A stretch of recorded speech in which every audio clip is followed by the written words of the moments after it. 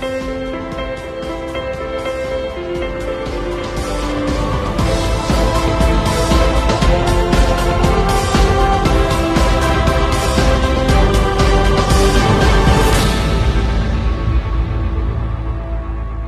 morning, ladies and gentlemen. Today, we are going to learn some rules for 12 regular meridians. The nomenclature, pathways, and the flow of qi in the 12 regular meridians. First of all, I'd like to introduce the nomenclature of the 12 regular meridians. Do you know how the ancient Chinese doctors named the 12 regular meridians? From the following examples: long meridian of hand, 太阴; large intestine meridian of hand, 阳明; gallbladder meridian of foot, 少阳. We can summarize that the nomenclature of the 12 regular meridians are based on 3 factors, which are hand or foot, yin or yang, and zang of organ. Hand or foot refers to the meridian traveling on the upper or lower limbs, respectively, along their external pathway. 6 meridians of hand chiefly travel on the upper limbs. 6 meridians of foot mainly run along the lower limbs.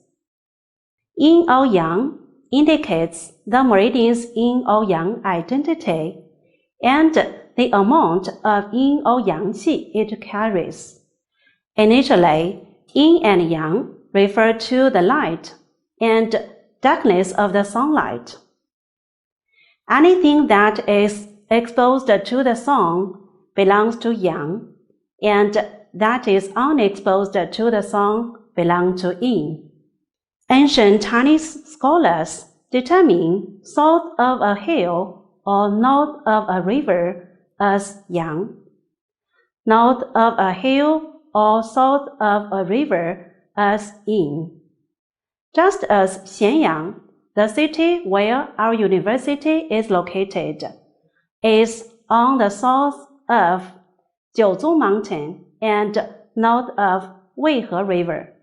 Xian means both. Generally speaking, yin meridians distribute on the chest, abdomen, and inner side of the limbs. Yang ones on the head, face, back, waist, and outer side of the limbs. The yin and yang are then further divided into 3 yin and 3 yang categories in order to differentiate the amount of yin or yang qi of the meridians. The meridians that carry the most abundant yin qi are called 太阴. The ones that carry the lesser amount of yin qi are called 少阴, while the meridians that carry the least yin qi are named 绝阴. Similarly, the meridians that carry the most abundant yang qi are called 阳明. The ones that carry a lesser amount of yang qi are called 太阳. The meridians that carry the least amount of yang qi are named 少阳.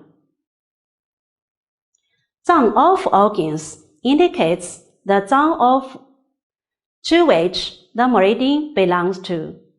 Zang of organs can be divided into 5 zang organs, 6 fu organs, and extraordinary fu organs.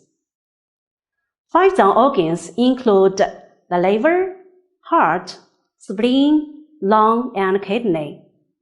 6 fu organs include gallbladder, small intestine, stomach, large intestine, bladder, and triple-energizer.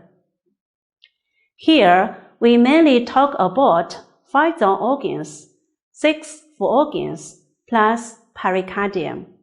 This table lists all the names of the 12 regular meridians.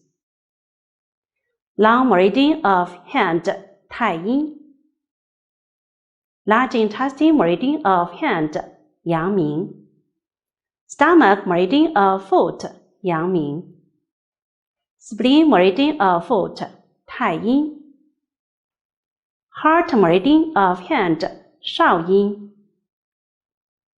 small intestine meridian of hand, 太阳 lighter meridian of foot, 太阳 kidney meridian of foot, 少阴 pericardium meridian of hand, 厥阴 triple and jasor meridian of hand, 少阳